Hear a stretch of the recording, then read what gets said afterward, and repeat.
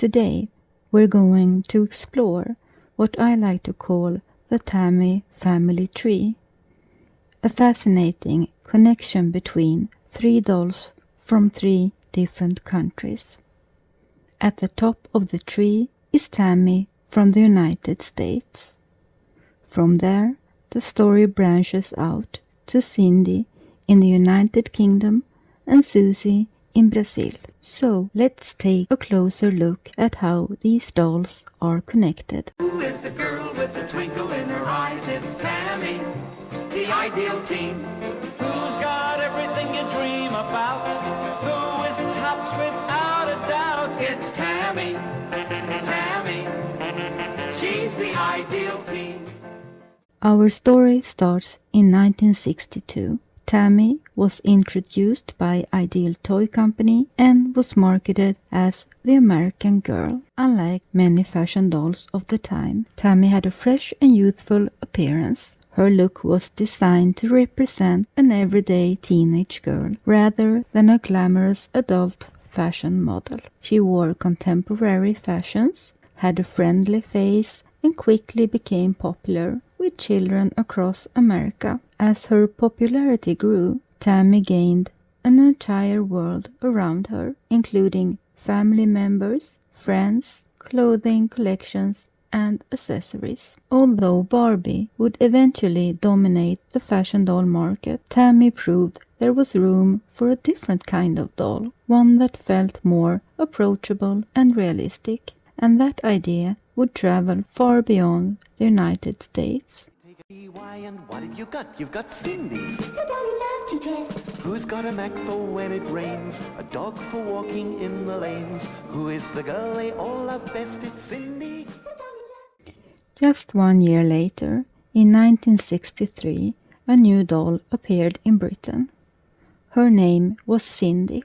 Today, Sindy is often remembered as Britain's best-known fashion doll. Many collectors noticed similarities between Sindy and Tammy. Both dolls featured youthful faces, friendly expressions, and a more natural style than many fashion dolls of that era. However, Sindy quickly developed her own identity. She became a distinctly British doll with her own fashions, furniture, vehicles, friends, and family members. Throughout the 1960s and 1970s, Sindy grew into one of the most successful dolls in British toy history. If Tammy planted the seed, Sindy became one of the strongest branches of the family tree. Now, let's travel from Britain to Brazil.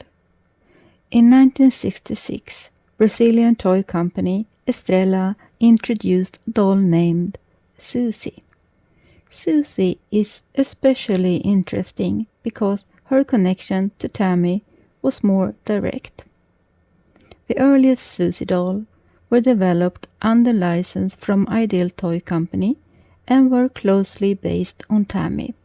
When you compare early examples side by side, the family resemblance becomes much easier to see. The face shape, overall styling, and youthful appearance all reflect Tammy's influence.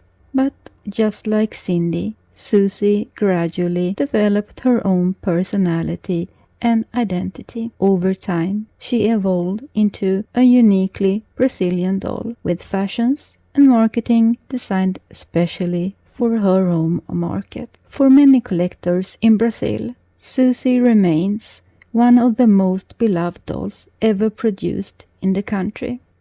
Something I find fascinating is that these dolls didn't spread around the world in the same way. Growing up in Sweden, I knew Sindy. She was the doll I saw in shops, catalogues, and second-hand markets. But I had never heard of Tammy, and I certainly hadn't heard of Susi.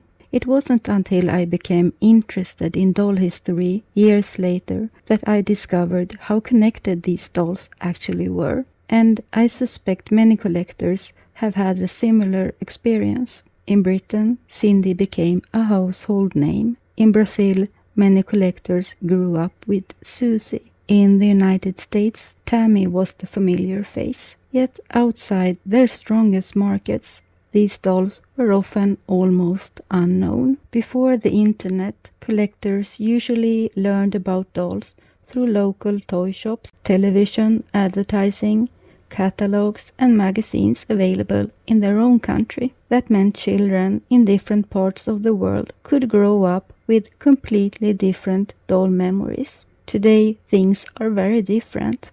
Collectors can share photographs, catalogues, advertisement and research online. As a result, many of us are discovering dolls we never even knew existed when we were children. In a way, the internet has allowed these separate branches of the doll family tree to come together. If someone had shown me Tammy or Susie when I was a child, I probably would have assumed they were simply unusual versions of Sindy. It never would have occurred to me that they were part of a much larger story. Which of these dolls was common where you grew up? And were there any that you had never heard of before today?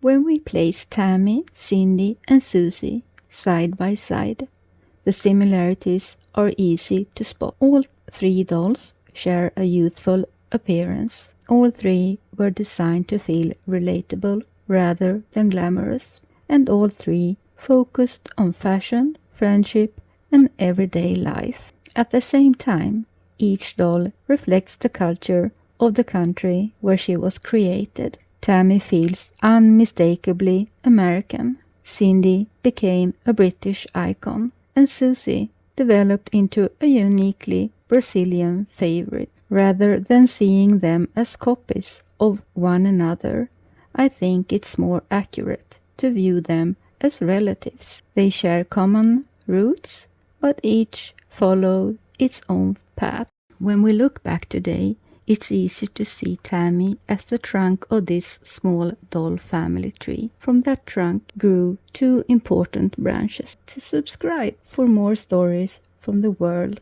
of vintage dolls.